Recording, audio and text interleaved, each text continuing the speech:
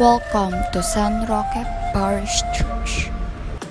The first priest who was assigned to the village was Father Geronimo, upon the suggestion of the priest who succeeded him. The place was renamed Geronimo in honor of this priest.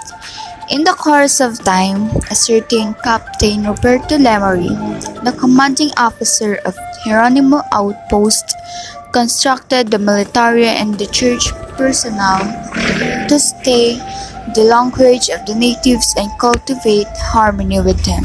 When Captain Lemery died in 1865, the people of San Geronimo requested their priest to change the name of the Villa Lemery. Later, the people decided separation from Taal. Fray Marcos Anton opposed this move as it would affect the funds he badly needed. Then, for the construction of the Church of Taal. Construction finished in 1862.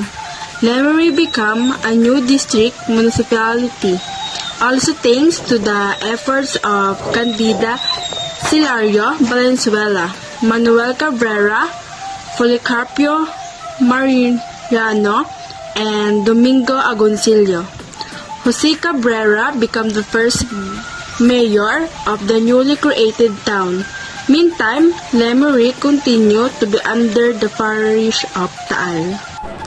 Lemery became a parish in 1868, 6 years after it became a town. The first parish priest, Fray Jose Martin, OSA, started building the church made of hewn stone. Fray Raimundo Cortazar, OSA, tried to build a bigger church until it was finished by the same Fray Raimundo Cortazar. The parish priest of Taal, Fray Agapito Aparicio, admiring the church of San Roque, Lemery, declared that it should be served as a model for many times. For economic considerations, Lemery was again annexed to Taal in 1904. Finally, by virtue of Executive Order 1594 of the Philippine Civil Commission, it became an independent municipality in 1907. The Church of San Roque, specifically its facade, was damaged during the World War in 1945.